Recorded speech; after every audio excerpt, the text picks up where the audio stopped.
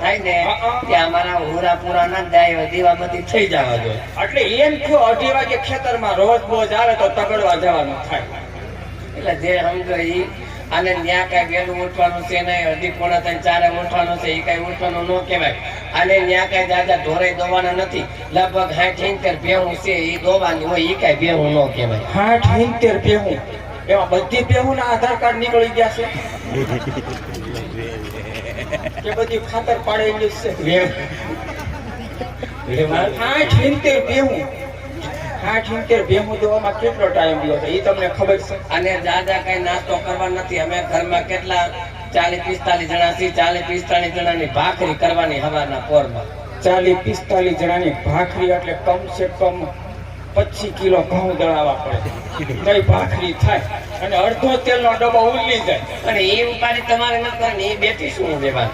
ગામની બાઈ વાતો કરે, અજમલને 50-20 વર્ષ થયા વેરી હતા, પણ દીકરી ખરા ઠેકાણે પડી ગઈ. સગુણાની હાવ તો સાક્ષાત કૌશલ્યાનો અવતાર.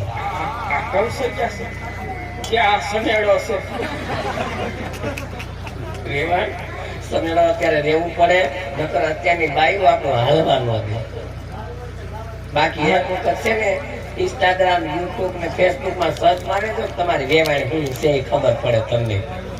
એક વખત છે ને ઘરેથી ખેતી કરવા રોકાવ એટલે ખબર પડે કે રાજપરા શું છે. એ તો વેવાણ આવશું. હવે વેવાય વેલા ત્યાંથી તો એ કરવા આવશું ને. અને હાલો બટાડો. અને રોયા શેમ્પુ કયું વાપરો? કાં આ વાળ ખરતા જાય છે. એમાં એવું છે, તમારા ભાઈ એમણે ગયા હતા તિરુપતિ, એ મારા હાથું શેમ્પુ લઈ આવ્યા છે. હમણે થોડુંક નબળું શેમ્પુ આવ્યું, વાર બહુ ખરે છે. અમારે જો જમનદાસ બાપુનો આગ્રહ છે કે એક તમે ધૂન ગાવા બહુ જાણે તો ભગવાનની એક ધૂન ગવડાવી રહો. હા કાંઈ વાંધો નહીં. વેવણ તમારી દીકરી ક્યાં પાલન અમારે ક્યાં પાલનમાં તૈયાર થવા ગઈ હતી? અહીંયા કોમલ બ્યુટી પાર્લર છે રાજપરામાં. ના બોન હારું લઈ દીધું છે એટલે કહું છું. મેકઅપ હારો આવ્યો છે. હા જો એમ દાંત કાઢો તો મને કઈક સારું લાગે. આજે માજે દાંત કાઢવાના. હા જો હવે કેવી રૂડી લાગી તને? એ બી નથી કે માવો ખાય છે ખબર? એ બી નથી તને કે માવો ખાય ખબર પડી જાય? મને ખબર જ છે બેટા. એમાં એટલું બધું સારું. એટલે વેવા હા હું ક્યાં કાંઈ ખાય છે? હા હું તો દૂધ જ પીવે છે.